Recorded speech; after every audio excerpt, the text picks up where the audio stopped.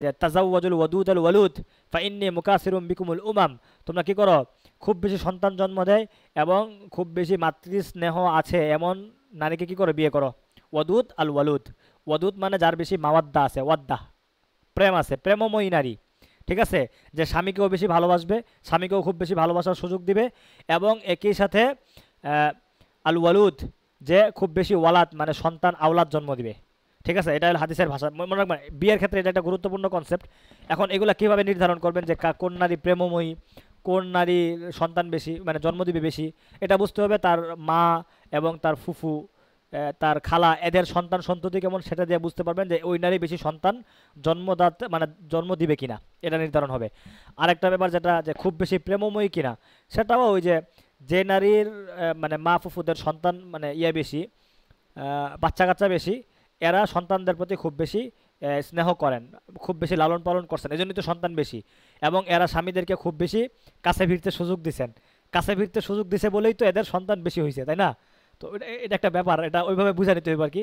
এখন হুজুর আপনি তো বিবাহিত না, এগুলো না, এখন আপনি এগুলো কেমনে জানেন, ওইটা মানে ওই প্র্যাকটিক্যাল, আর একটা হলো থিওরিক্যাল।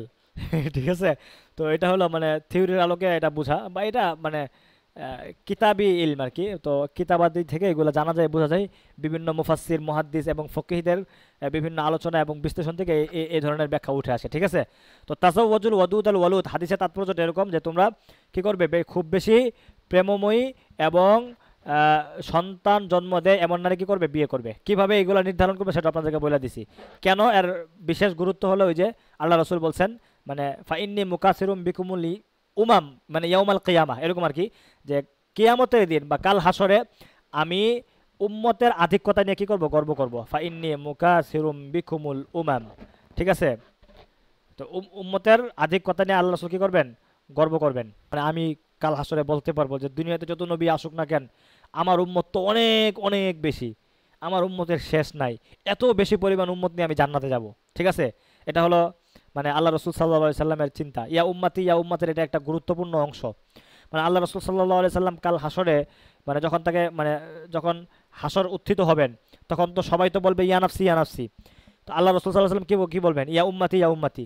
এই যে তার ইয়া উম্মাতি বলার একটা তাৎপর্য, এই তাৎপর্যের মধ্যে এটা একটা গুরুত্বপূর্ণ অংশ যে তার উম্মত কত পরিমাণ হলো। ঠিক আছে, উম্মতের পরিমাণ কদর কতটুকু হলো সেটা সেটা এই উম্মাতি উম্মাতি বা এই হাদিসগুলো কি করে, একটা তাৎপর্য বহন করে। সেই জন্য এই ব্যাপারগুলো খুব গুরুত্বপূর্ণ, মানে গুরুত্বপূর্ণ ইসলামে। আর প্রতিটা মুসলিমের কাছে এটা গুরুত্বপূর্ণ। মুসলিম কি বলে মানে সন্তান বান্ধব বা পরিবার বান্ধব ব্যাপারগুলোর ক্ষেত্রে এই হাদিসগুলোর কি রাখবে, সামনে রাখবে। বুঝতে পারছেন? চলেন, জাইনাব কামতিফলান লাকি, তোমার কতজন সন্তান? সে কি উত্তর দিছে, লি খামসাত আতফাল, আমার 5জন সন্তান। দেখছেন, তার মানে সন্তানের আধিক্যতা এটা একটা কমন ব্যাপার, মুসলিম সমাজগুলোতে এটা একটা আসলে কমন ব্যাপার, সন্তান বেশি হবে এটা খুব স্বাভাবিক। ঠিক আছে, তারপর দেখেন বলতেছে, জাইনাব বলতেছে হাল তুহিব্বিনা আমালাক